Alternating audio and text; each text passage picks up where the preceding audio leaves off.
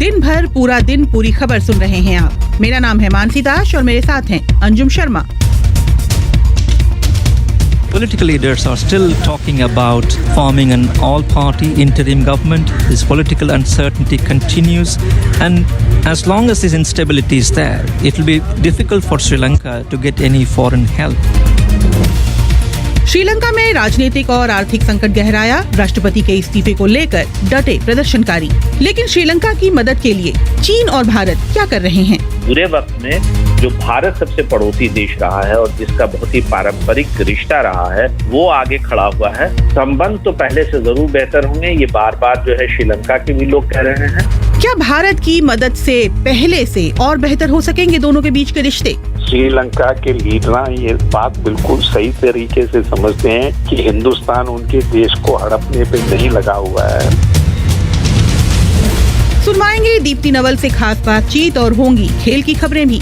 लेकिन सबसे पहले सुनते हैं देश दुनिया का हाल।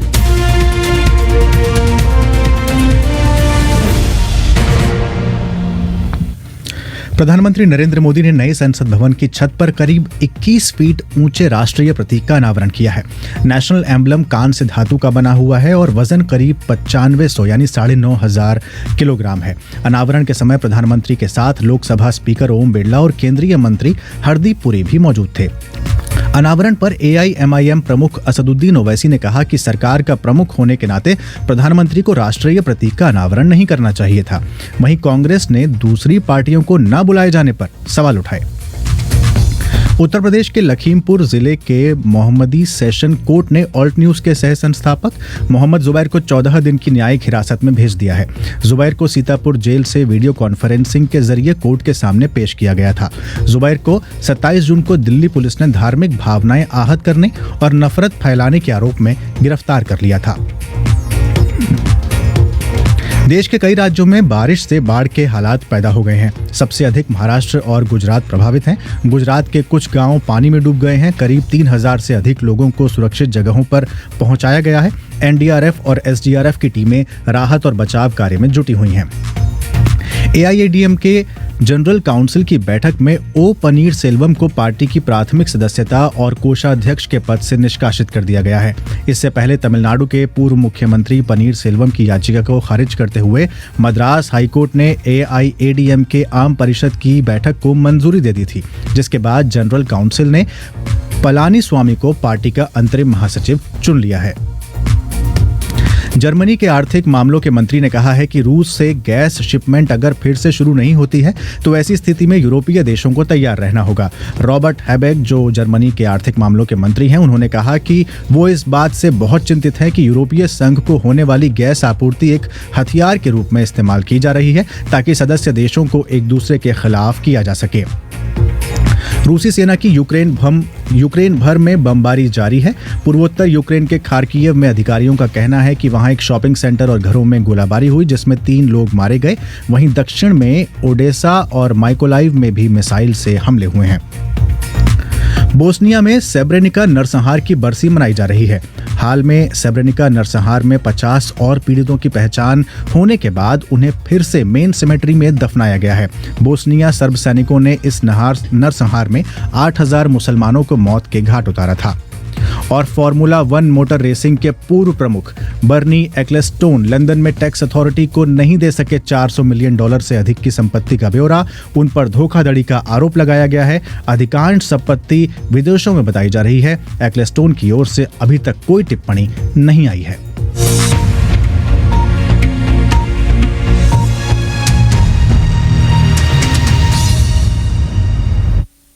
स्वागत है आपका BBC हिंदी के पॉडकास्ट दिन भर पूरा दिन पूरी खबर में। इसे आप BBC हिंदी के फेसबुक और यूट्यूब चैनल पर लाइव सुन रहे हैं। आपके साथ मैं हूं मानसी दास और मेरा नाम है अंजुम शर्मा। आर्थिक और राजनीतिक संकट से जूझ रहे श्रीलंका के राष्ट्रपति गोटाबाया राजपक्षे ने कहा है कि वो बुधवार को औपचारिक तौर पर अपने पद से इस्तीफा दे देंगे। राष्ट्रपति के दफ्तर ने एक बयान जारी कर कहा है कि अभी के हालात में राष्ट्रपति की तरफ से संसद के स्पीकर आदेश जारी कर सकते हैं। अब तक इसकी कोई जानकारी नहीं मिली है कि राष्ट्रपति गोटाबाया कहाँ है, लेकिन कहा यह जा रहा है कि वो बुधवार को इस्तीफा देने आएंगे। इधर हजारों की संख्या में प्रदर्शनकारी अभी भी राष्ट्रपति के आवास पर डटे हुए हैं और उनका कहना यह है कि वो तब तक वहां से नहीं जाएंगे जब तक राष्ट्रपति का इस्तीफा ना हो जाए। शनिवार को हजारों प्रदर्शनकारी राष्ट्रपति आवास में घुस आए थे और उन्होंने प्रधानमंत्री के घर को भी आग लगा दी थी, जिसके बाद से न तो राष्ट्रपति के बारे में कोई जानकारी मिली है और न ही प्रधानमंत्री के बारे में।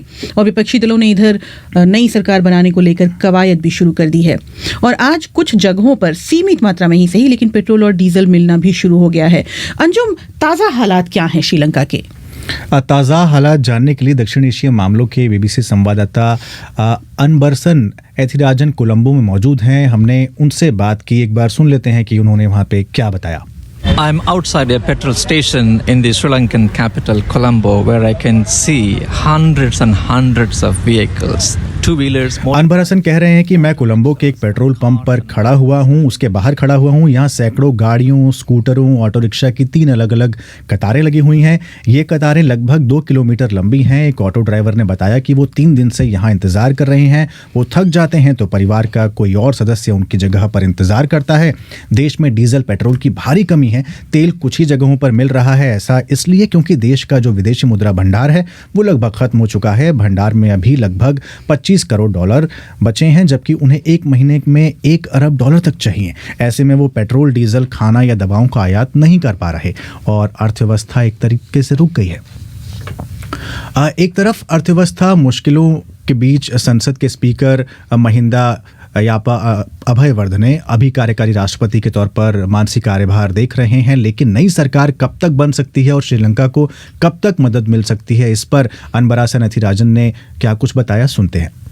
President Gotabaya Rajapaksa told the Prime Minister Ranil Wickremesinghe that he would step down as previously announced, that is on Wednesday. अनबरासन कह रहे हैं कि राष्ट्रपति गोटाबाया राजपक्षे ने प्रधानमंत्री रानिल विक्रमसिंघे से कहा कि वो बुधवार को जैसा तय है इस्तीफा दे देंगे, लेकिन अप्रैल में जिन लोगों ने सरकार विरोधी प्रदर्शन शुरू किए थे उनका कहना है वो तब तक राष्ट्रपति आवास से बाहर नहीं निकलेंगे। आज भी हजारों लोग राष्ट्रपति आवास में मौजूद हैं और दूर दूर से लोग ये देखने आ रहे हैं कि उनके नेता कैसे रहा करते थे। राजनीतिक अनिश्चितता अभी भी जारी है। नेता एक अंतरिम ऑल पार्टी सरकार बनाने की कोशिश में है। जब तक ये स्थिति सुलझती नहीं है, श्रीलंका के लिए विदेशी मदद जुटाना आसान नहीं होगा। वहीं IMF जैसी संस्थाएं भी मदद देने से पहले चाहेंगी कि देश में एक स्थिर सरकार हो। लोग इंतजार कर रहे हैं कि राजनेता एक प्लानर लेकर सामने आए ताकि अगले कुछ दिनों में एक नई सरकार बन सके। ये जो जानकारी मैंने अभी आपको बताई, ये सब हमारे जो BBC संवाददाता हैं वो अनबरासन एथिराजन कोलंबो में हैं, उनका ये पूरा का पूरा बयान है, जैसा कि उन्होंने वहाँ पर जो ताज़ा हालात देखे उसके बाद वो बता रहे थे मानसी। लेकिन सवाल है कि नई सरकार बनाने की कोशिशें कितनी दूर तक पहुँची और जो भी सत्ता में आएगा उसके लिए क्या चुनौतियाँ सामने होंगी। सुनिए गौल में मौजूद BBC संवाददाता अर्चना शुक्ला से। प्रेसिडेंट गोटाबाया राजपक्षा ने कंफर्म किया है कि वो 13 जुलाई को अपने पद से, राष्ट्रपति के पद से इस्तीफा देंगे। साथ ही साथ जो बस 2 महीने पहले प्राइम मिनिस्टर बने थे रनिल विक्रमसिंघे, वो भी अपने पद से इस्तीफा देंगे। ऑपोजिशन पार्टीज का कहना है कि वो बाकी सारी पार्टियों को मिलाकर एक ऑल पार्टी गवर्नमेंट बनाने में अब सक्षम है, उनके पास वो मेजॉरिटी नंबर्स हैं। तो अगले कुछ दिनों में president, prime minister, finance minister, इस तरह के इंपॉर्टेंट पद के लिए लोगों को चुना जाएगा। पर ये सिर्फ एक लड़ाई है जिस पर आगे कुछ बढ़ा है। जो इकोनॉमिक क्राइसिस है, जो पूरा ये अंडरलाइंग इशू है, उसकी लड़ाई अभी भी बाकी है। जो भी नई सरकार आती है, जो भी नए पॉलिटिशियन इन इम्पोर्टेंट पदों को लेते हैं, उनके लिए बड़ी लड़ाई है। देश में तेल की कमी है, खाने की कमी है, दवाइयों की कमी है और देश ऑलमोस्ट बैंकरप्ट है। डॉलर्स नहीं है ये सारी जरूरी चीजें इंपोर्ट करने के लिए। तो जो भी नई सरकार आती है उसके पास सबसे पहला और बड़ा काम ये रहेगा कि वो इस पर कैसे आगे बढ़ती है। और दूसरा सबसे इम्पोर्टेंट काम रहेगा गुस्साए हुए लोगों का गुस्सा ठंडा करना, इनका कॉन्फिडेंस जीतना। जब तक सिटीजन्स का कॉन्फिडेंस नहीं मिलेगा, पॉलिटिकल लेवल पर टर्मोइल चालू रहेगा। ये थी BBC संवाददाता अर्चना शुक्ला। अंजुम, श्रीलंका में कुछ साल पहले तक श्रीलंका खुशहाल देश था। वहाँ की अर्थव्यवस्था इतनी कमज़ोर नहीं थी जितना आज हम खबरों में सुन रहे हैं। लेकिन श्रीलंका के साथ ऐसा क्या हुआ, अर्थव्यवस्था इस स्तर तक पहुंची, क्या कारण रहे? मानसी, समझने के लिए अगर मैं पॉइंट्स में डिवाइड करूं, इसको विभाजित करूं, तो 3 चीजें हैं। एक है प्रशासनिक स्तर पर, दूसरा है कृषि के स्तर पर और तीसरा है आर्थिक स्तर पर।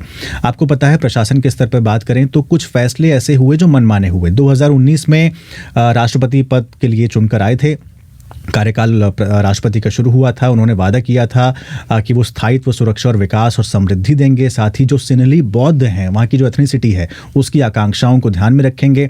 लेकिन वहाँ पर जो कार्यकारी नियंत्रण का जो मॉडल था, वो उसे वापस लाने के लिए काम शुरू करने लगे। यानी डेमोक्रेटाइजेशन जो था वो कहीं ना कहीं वो पीछे जाने लगा और राजपक्षे ने पब्लिक हेल्थ इमरजेंसी सबसे पहले लगाई और जो ऑपोजिशन डोमिनेटेड पार्लियामेंट थी उसकी शक्ति अपने हाथ में ले ली और वित्तीय और प्रशासनिक फैसले जो थे वो अपने हाथ में कर लिए। यानी अब वही फैसला करेंगे क्या करना है क्या नहीं करना है। उन्होंने क्या किया, लोकतांत्रिकरण से श्रीलंका दूर जाने लगा, पॉलिसी में कंफ्यूजन होने लगी। जितने भी बड़े पद थे उन पर मिलिट्री के लोगों को बिठाना उन्होंने शुरू कर दिया, रिटायर्ड मिलिट्री के लोगों को, और वो उन्हीं हिसाब से फैसला करने लगे। इतने में कोविड आया, कोविड की पॉलिसीज आई, वहां का असर सीधा सीधा टूरिज्म पर पड़ा। आपके टूरिज्म से श्रीलंका का जो इकोनॉमी है वो काफी हद तक टूरिज्म पर बेस्ड है, और अगर टूरिज्म, जैसे कोविड महामारी हुई थी तो टूरिज्म पूरी तरह से रुक गया था, तो इसका बहुत असर पड़ा और अर्थव्यवस्था की आप कह सकते हैं एक तरह से कमर टूट गई। अगर अर्थव्यवस्था की ही बात करें तो पिछले 2 महीने में मानसी जो विदेशी मुद्रा भंडार है वो 70% तक गिर गया है वहाँ का। अब जाहिर सी बात है, जब आपका फॉरेक्स रिजर्व गिरेगा तो आपका जो रुपया है वो कमज़ोर होगा। रुपया 80%, श्रीलंका जो रुपी है वो 80% तक टूट गया है। अब रुपया गिरेगा तो महंगाई बढ़ेगी और पिछले कुछ हफ्तों में महंगाई 55% से ज़्यादा है और वहाँ के आर्थिक जानकारों का अनुमान है कि वो 80% तक पहुँच सकती है। अब समझ सकते हैं, जब आपके पास फॉरेक्स रिजर्व कम है तो आप चीजें खरीद नहीं पाएंगे तो फिर क्या करेंगे। अंजुम, आपने कृषि का जिक्र किया, लेकिन मुझे जितना पता है श्रीलंका की कोशिश थी कि वो ऑर्गेनिक खेती की तरफ जाए। ऑर्गेनिक इससे क्या नुकसान हुआ? देखिए, आप खाद केमिकल जब यूज करते हैं तो उसकी जो उपज होती है वो बहुत तेजी से होती है, क्योंकि आप केमिकल का इस्तेमाल करते हैं वो ज्यादा तेजी से आपको उसका फल देता है। अब वहाँ के किसान, जो छोटे किसान हैं, वो तैयार नहीं थे उस चीज के लिए कि आप ऑर्गेनिक खाद वहां पर लेके आए। तो जो केमिकल खाद, जो वहाँ का स्टेपल फूड है, जो मुख्य खाद्य है, वो है चावल। अब उससे ऑर्गेनिक से फर्क ये पड़ने लगा कि चावल वहाँ का कम पैदा होने लगा, क्योंकि अब तक आप इंपोर्ट कर रहे थे केमिकल खाद। आपने बिना किसी पॉलिसी के ये जांचे कि हमारे छोटे किसान, सीमांत किसान ऑर्गेनिक खेती की तरफ बढ़ पाएंगे या नहीं बढ़ पाएंगे, तैयार हैं या नहीं। आपने एक तरफा फैसला लिया और कहा कि सामाजिक परिवर्तन आएगा, लेकिन कब आएगा? आपको किसानों को शामिल करना चाहिए। किसी भी चीज को एक लंबे और चरणबद्ध तरीके से किया जाना चाहिए, ये उस तरीके से नहीं हुआ। और इसी पर मानसी संयुक्त राष्ट्र की रिपोर्ट आई जिसमें कहा गया कि 10 में से 9 परिवार अभी आर्थिक संकट को देखते हुए, राजनीतिक संकट को देखते हुए 10 में से 9 परिवार एक वक्त का या 2 वक्त का खाना नहीं खा रहे हैं, वो खाना बचा रहे हैं कि ऐसा ना हो भविष्य में खाना ही ना बचे। और कुछ लोग पासपोर्ट ऑफिस के बाहर लाइन लगाकर खड़े हैं कि खुले तो हम वीज़ा वगैरह अप्लाई करें कि हमें देश से बाहर कहीं काम मिल सके। और सरकारी अफसरों को श्रीलंका सरकार ने छुट्टी दे रखी है, एक दिन की सप्ताह में छुट्टी, और वो एक दिन की जो छुट्टी है उसके लिए कहा गया है कि आप उसे एक दिन कृषि करें, खेती करें, खाना अपना उगाएं और अनाज उगाएं और उसे खाएं, यानी कि 4 दिन काम करें और 3 दिन छुट्टी। जी, लंबे वक्त से श्रीलंका के साथ भारत के दोस्ताना संबंध हैं और चीन के साथ भी श्रीलंका के व्यापारिक रिश्ते हैं, लेकिन अभी के वक्त में श्रीलंका की मदद कौन कितना कर रहा है, ये समझने के लिए अब से थोड़ी देर पहले मैंने बात की बीबीसी संवाददाता फैसल मोहम्मद अली से, और सबसे पहले उनसे यही पूछा कि हाल के सालों में चीन ने बड़े पैमाने पर श्रीलंका में निवेश किया है, लेकिन अभी के वक्त में वो कहाँ है और भारत कहाँ है। भारत और श्रीलंका के रिश्तों की अगर बात करें तो वो सिर्फ कुछ दशकों का नहीं है, कई मायनों में देख सकते हैं। अगर भौगोलिक तौर पर देखें तो बिल्कुल पड़ोसी है। यहाँ तक कहा जाता है कि एक ब्रिज क्रॉस करना है और थोड़ी दूर जाना है, उसके बाद श्रीलंका आ जाता है। दूसरी तरफ जो भारत की इवन माइथोलॉजिकल स्टोरी है उसमें श्रीलंका का जिक्र है। तीसरी बात ये कि जो ब्रिटिश एम्पायर था उसका भी हिस्सा रहा है नेपाल के अलावा ये सारे जो देश आसपास के हैं भारत के, तो उसकी वजह से भारत चूंकि सबसे बड़ा देश रहा तो उसको एक बढ़त रही है उसमें।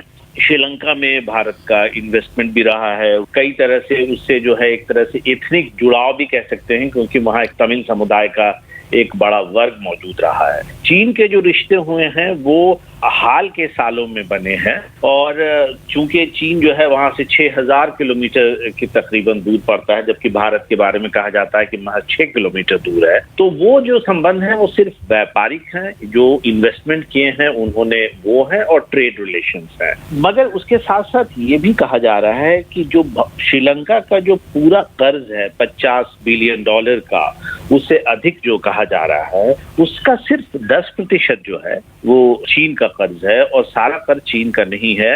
और वो बाकी जो कर्ज हैं वो जो मल्टीलैटरल इंस्टीट्यूशंस हैं, उसके अलावा यूरोपियन यूनियन है, IMF है और वर्ल्ड बैंक है, इन सब ने कहीं ना कहीं श्रीलंका को मदद नहीं की। और इस बुरे वक्त में जो भारत सबसे पड़ोसी देश रहा है और जिसका बहुत ही पारंपरिक रिश्ता रहा है वो आगे खड़ा हुआ है। फैजल साहब, जैसा आपने बताया चाइना के श्रीलंका के साथ रिलेशंस व्यापारिक हैं और उसके अपने हित हैं श्रीलंका के साथ रिलेशंस रखने में, लेकिन क्या अब इस बात के मौके बनते हैं भारत के लिए कि वो श्रीलंका के साथ पहले से और बेहतर, पहले से और मजबूत रिश्ते कायम कर सके, खासकर इस संकट के बाद? देखिए, भारत के लिए श्रीलंका में जो रिश्ते होंगे वो कई जो विशेषज्ञ हैं उनका मानना है कि वो चीन के मुकाबले बेहतर होंगे। उनका ये तर्क है कि चीन ने इस संकट की घड़ी में चूंकि श्रीलंका का साथ नहीं दिया है, श्रीलंका ये बात याद रहेगी। और साथ साथ जो गोटाबाया जो अभी वहाँ के राष्ट्रपति थे, गोटाबाया राजपक्षे परिवार जो था उससे बहुत ही करीबी संबंध था चीन का, और वो परिवार जो है अब एक तरह से जो है वो सत्ता से बाहर हो चुका है। भारत जिस तरह से मदद के लिए आगे आया है, लेकिन भारत के मामले में भी कुछ विशेषज्ञों का मानना है कि कई बातें होंगी जिसको लेके श्रीलंका में थोड़ा सा इस बात पे उनका खदशा ये रहेगा। जैसे कि तमिल का मामला था, तमिल इलम का मामला था, उसमें जो भारत का पूरा किरदार रहा कि भारत ने जो है एक समय अपनी, तो उन सब बातों को लेकर के कहीं न कहीं वो वेरी है जो कि साउथ एशिया में यानी कि दक्षिण एशिया में, चाहे वो नेपाल चले जाएं या बांग्लादेश चले जाएं, वहाँ जो एक फीलिंग है वहाँ के लोगों में या वहाँ के राजनीतिज्ञों में कि भारत जो बिग ब्रदरली एटीट्यूड करता है नजदीक होने की वजह से और उसकी मुदाखलत जो रहती है वो रहेगी। तो इसीलिए कहीं न कहीं संबंध तो पहले से जरूर बेहतर होंगे, ये बार बार जो है श्रीलंका के भी लोग कह रहे हैं, लेकिन साथ साथ जो है इन बातों को जरूर श्रीलंका ध्यान में रखेगा जब वो रिश्तों को और भी प्रगाढ़ बनाएगा।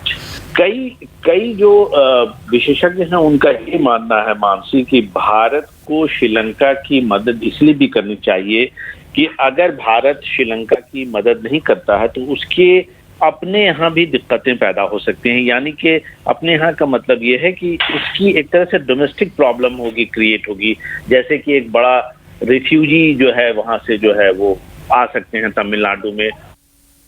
ये थे फैसल मोहम्मद अली।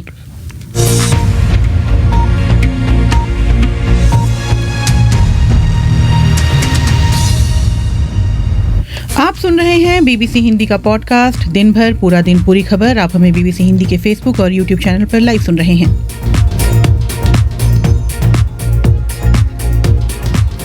आगे सुनवाएंगे श्रीलंका के साथ भारत और चीन के संबंध कैसे रहे और आने वाले वक्त में क्या उम्मीद की जा सकती है। साथ ही सुनवाएंगे कलाकार दीप्ति नवल्स के साथ बातचीत होंगी, खेल की खबरें भी। लेकिन अंजुम, सबसे पहले कुछ सोशल मीडिया कमेंट्स ले लें। जी मानसी, सोशल मीडिया पर लगातार कमेंट्स आ रहे हैं कि श्रीलंका में जो हो रहा है वो धीरे धीरे बाकी देशों में ना हो, इसके लिए बाकी देशों को सतर्क रहना चाहिए। कुलदीप सिंह जाखड़ कह रहे हैं कि ऑर्गेनिक खेती की तरफ धीरे धीरे जाना चाहिए था, जल्दबाजी में लिया गया कदम है। इसी तरीके से पूछ रहे हैं राकेश की हम्बनटोटा पोर्ट का क्या हुआ। तो हम्बनटोटा पोर्ट का क्या हुआ राकेश, ये हम आपको एक्सपर्ट के माध्यम से बताएंगे जब भी अब अगली श्रीलंका की खबर होगी, तो इस बात का ख्याल रखेंगे कि हम्बनटोटा पोर्ट के बारे में जानकारी आपको दे सकें। इसी तरीके से बेनीवाल पीरदान बेनीवाल कह रहे हैं कि चीन एक बेहद महत्वाकांक्षी परियोजना के तहत कृत्रिम द्वीप बना रहा है। साउथ चाइना सी में भी 250 छोटे बड़े द्वीप हैं। मतलब वो एक बता रहे हैं कि चीन किस तरीके से दखल अंदाजी कर रहा है। तो बार बार मान से देखा कि सारे जितने हमारे लिसनर्स हैं वो बार बार चीन को बीच में ला रहे हैं, कह रहे हैं कि चीन की वजह से ये सब हो रहा है। तो भारत और श्रीलंका के रिश्ते काफ़ी पुराने हैं, हम सब जानते हैं। और अगर हम पौराणिक कथाओं में लें तो वहाँ पर भी आपको ऐसी मान्यता है कि वहाँ पर भी ये संबंध मिलते हैं। तो मैंने टी रामाचंद्रन है वरिष्ठ पत्रकार, मैंने उनसे जानना चाहा टी.सी. रामाचंद्रन कि भाई भारत श्रीलंका के संबंधों के नज़रिए से इस क्राइसिस को कैसे देखा जाए। ये क्राइसिस ज्यादातर लोगों ने हिंदुस्तान समेत एंटिसिपेट नहीं किया जब तक ये बिल्कुल ही गंभीर होके हाथ से बाहर नहीं निकल गई। हिंदुस्तान को भी इंस्टेंटली बात समझ आ गई कि इसको हम सुधारेंगे नहीं तो हमारे लिए और साउथ एशिया में बहुत बड़ी दिक्कत उठकर खड़ी होगी और इसको टैकल करना कोई आसान सा काम नहीं होगा। महिंदा राजपक्षे का जो नजरिया है भारत को लेकर वो उतना सकारात्मक लगा नहीं 2019 के बाद से। चाइना की तरफ ज्यादा टिल्ट वो दिखाई दिए। आपको लगता है कि उनके कार्यकाल में जो संबंध थे वो आने वाले समय में ठीक हो सकते हैं? देखिए, ये सब कुछ डिपेंड करता है कि यहाँ से आगे श्रीलंका कैसे बढ़ता है। मुझे नहीं लगता कि श्रीलंका में ऐसी कोई स्थिति पैदा होगी जिससे कि हिंदुस्तान उनके अफेयर्स में पार्टिसिपेट नहीं करेगा। श्रीलंका के लीडर ये बात बिल्कुल सही तरीके से समझते हैं कि हिंदुस्तान उनके देश को हड़पने पे नहीं लगा हुआ है। चाइना की आखिरकार आप जितना भी कह लें मदद कर रहा होगा, कुछ भी कर रहा होगा, पर चाइना के साथ लोगों को शक बना हुआ रहता है कि कहीं ऐसा ना स्थिति पैदा हो जाए जहां पर हमारा नाम और निशाना सफाया हो जाए। अच्छा, आपने कहा कि एंटिसिपेट थोड़ा देर से कर पाए। आपको लगता है कि भारत की विदेश नीति कहीं ना कहीं बैकस्टेप पर दिखाई दी और वो एंटिसिपेट नहीं कर पाई? क्योंकि आमतौर पर एंटिसिपेट कर लिया जाता है कि पड़ोसी मुल्क में चल क्या रहा है। क्या हम फेल हुए? मैं ऐसे तो नहीं कहूंगा कि भारत सरकार की कंप्लीट फेलियर थी। भारत सरकार मेरे ख्याल में स्थिति को परख रही थी बड़ी क्लोजली, पर डायरेक्ट इंटरवेंशन नहीं करना चाह रही थी क्योंकि कुछ तत्व ऐसे थे श्रीलंका में, अभी भी हैं, जो भारत के बहुत खिलाफ हैं। अगर उन्होंने कुछ गड़बड़ कर दी तो हिंदुस्तान के लिए काफी चीजें में रुकावट आ सकती हैं। अभी भी अगर श्रीलंका पे जहां पर खाने के वस्तु नहीं है, हिंदुस्तान ने बिना कोई संकोच के उनकी मदद की है क्योंकि हिंदुस्तान समझता है कि उनकी स्थिति अगर मदद नहीं होगी तो क्या हाल होगी। आपको लगता है कि जो मदद भारत की ओर से की जा रही है और भारत श्रीलंका के संबंध उससे बेहतर होंगे और चाइना को काउंटर करने में मदद मिलेगी? देखिए, हमको ये जरूर सोच के नहीं चलना चाहिए कि ऐसे कुछ हो सकता है जिससे कि चाइना की इन्फ्लुएंस बढ़ जाए। मेरे ख्याल में ये शायद नहीं होगा क्योंकि काफी स्टेप्स हिंदुस्तान ने अपनी तरफ से ली हैं और हिंदुस्तान की नीयत ये नहीं है कि वो श्रीलंका पे कब्जा करे या श्रीलंका पे हावी हो। नहीं चाहता हिंदुस्तान ऐसे कुछ करना। अगर ऐसे ही कुछ करना था तो इतनी देर इंतजार करने की जरूरत नहीं थी। ये थे वरिष्ठ पत्रकार टी.आर. रामाचंद्रन। कुछ और विषय ले लेते हैं। मानसिक बाउंसर फेंक रहा हूँ आपकी तरफ में। एक कविता की पंक्तियां पढ़ रहा हूँ। यूं ही किसी चोटी पर देवदार के पेड़ के नीचे खड़े खड़े मैंने दिन को रात में बदलते हुए देखा है। बता सकती हैं ये देखा है? नहीं, ये कविता की पंक्तियां हैं दीप्ति नवल की। अच्छा। दीप्ति नवल जो बहुत ही मशहूर अभिनेत्री हैं, मुझे पता था, देखा मैंने आपको नहीं बताया था, मैंने अचानक से लिखा, मैंने कहा ये आपसे पूछूंगा। तो 1983 में उनका कविता संग्रह आया था लम्हा लम्हा। इसकी एक बहुत मशहूर कविता है ये, मैंने दिन को रात में बदलते हुए देखा है। दिग्गज अभिनेत्री हैं बॉलीवुड की। और दीप्ति नवल को मैं एक चश्मे पर दूर शायद फिल्म का नाम है, मुझको उसी से याद है दीप्ति नवल। अंगूर, जलियांवाला बाग, हम पांच, एक बार फिर, मतलब एक लंबी लिस्ट है। दिग्गज अभिनेत्री हैं और हाल ही में उन्होंने अपनी एक किताब लिखी है अ कंट्री कॉल्ड चाइल्डहुड। तो अ कंट्री कॉल्ड चाइल्डहुड में उनकी बचपन की घटनाओं का जिक्र है। बीबीसी संवाददाता वंदना उनके पास पहुंची और उनसे बात की और उनसे जानना चाहा कि आपने बचपन की घटनाओं का जिक्र ही इस किताब में क्यों किया है। बचपन का ही मुझे लगता है सबसे प्रेशियस, सबसे यादगार और स्प्लेंडेड वो जो वक्त था मेरा बचपन का। मुझे लगता है सभी को शायद अपना बचपन बहुत ही प्यारा लगता है, लेकिन मुझे खासकर मुझे लगता है कि वो ही एक चीज़ है जो बताने लायक है। बाकी तो ठीक है, समझ में आती हैं चीज़ें कि मैंने ये किया, वो किया, यहाँ कॉलेज किया, फिर मैं गई, फिर मुझे ये वाली फिल्म मिली, उसके बाद इनसे मिली। That is not so important. मतलब ठीक है, वो एक इंफॉर्मेटिव चीज़ होती है। मैं जो मेमोir लिखने बैठी तो मुझे लगा कि नहीं, बताने लायक तो बस वही है जो पहले 19 years जो थे मेरी बचपन के करियर। हाँ, टिल माय टीनेज years।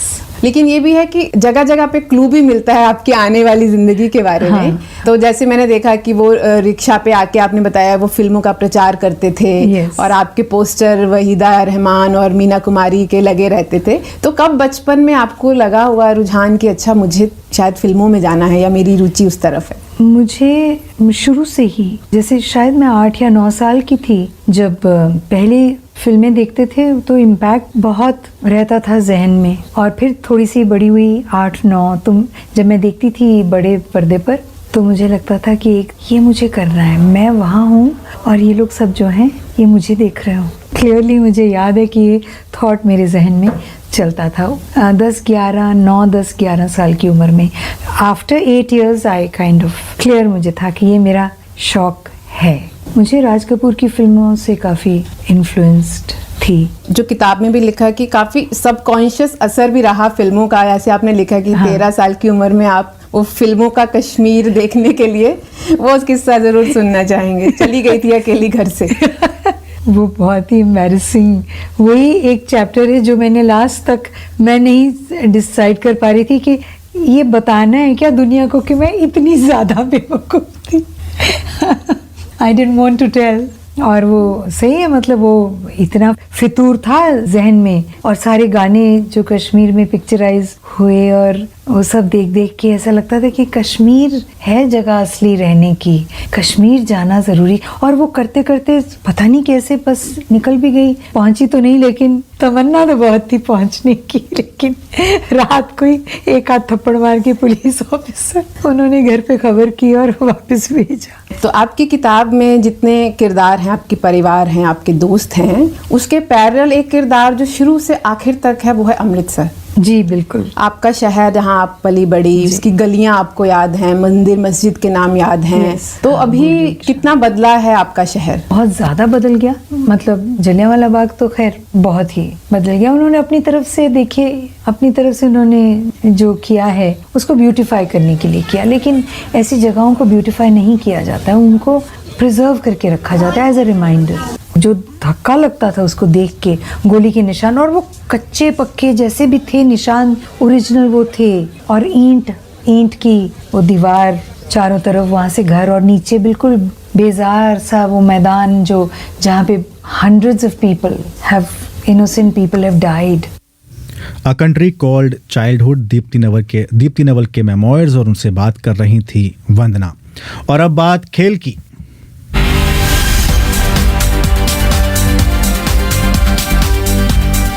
खेल की दुनिया की खबरों के साथ आदेश कुमार गुप्त हमारे साथ स्टूडियो में जुड़ चुके हैं। आदेश जी, नोवाक जोकोविच ने विंबलडन का अपना 7वां खिताब जीता है, कैसा रहा खेल? जी हाँ, बहुत ही ज़बरदस्त। और क्यों ना नडाल के उन नोवाक जोकोविच के उन लम्हों में जाया जाए जिसे उन्होंने खुद महसूस किया।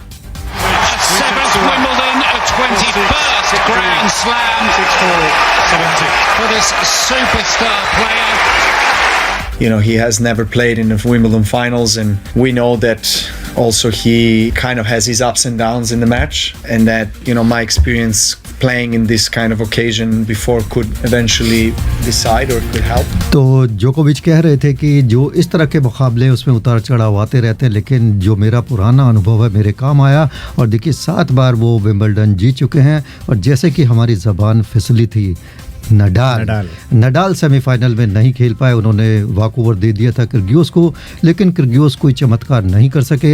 हालांकि पहला सेट उन्होंने 6-4 से ज़रूर जीता, लेकिन उसके बाद तो जोकोविच की बादशाहत थी विंबलडन में। 6-3, 6-4, 7-6 से ये मुकाबला उन्होंने जीता। और अब 21 ग्रैंड स्लैम खिताब उनके खाते में हैं, जबकि नडाल के पास 22 ग्रैंड स्लैम खिताब हैं। ये तो बात हुई आदेश जी विंबलडन की, लेकिन T20 मैच हारे, सीरीज जीते, जी हाँ, ये भी एक अच्छी बात भी कही जा सकती है और थोड़ा झटका भी कहा जा सकता है, क्योंकि जिस तरह से भारतीय टीम ने लगातार 2 T20 मुकाबले जीते थे। कल इंग्लैंड ने 215 रन बनाए 7 विकेट के नुकसान पर, डेविड मलान ने 77 और लिविंगस्टन ने नाबाद 42 रन बनाए। उसके बाद भारत सूर्य कुमार यादव के 117 रनों के बावजूद 198 रन ही बना पाया 9 विकेट के नुकसान पर। आइए सुनते हैं कि रोहित शर्मा ने क्या कहा। Honestly, to come here and win a series in England is not easy. It was a challenging one for us. So winning always gives you confidence. जब कोई प्लेयर कंसिस्टेंटली इतने सालों से अच्छा करते आ रहा है तो 1-2 सीरीज या 1 आध साल में वो अनदेखा नहीं होना चाहिए। हम लोग जो अंदर है उन लोगों को पता है कि उसका इम्पोर्टेंस कितना होता है। ये टिप्पणी विराट कोहली को लेकर है। जी हाँ, बिल्कुल। और चलते चलते अपने श्रोताओं को ये भी बता दें कि महिला विश्व कप हॉकी टूर्नामेंट में कल भारत स्पेन से क्रॉसओवर मैच में 1-0 से हार गया और इसी के साथ क्वार्टर फाइनल में पहुंचने का सपना भी उसका चकनाचूर हो गया। शुक्रिया आदेश कुमार गुप्त। दिन भर पूरा दिन पूरी खबर में खबरों के सिलसिले को आज यहीं लगाम देते हैं। आज स्टूडियो संभाला तिलक राज भाटिया ने। कल शाम 7:30 बजे आपसे हमारी फिर होगी मुलाकात। आज के लिए दीजिए इजाजत। नमस्कार।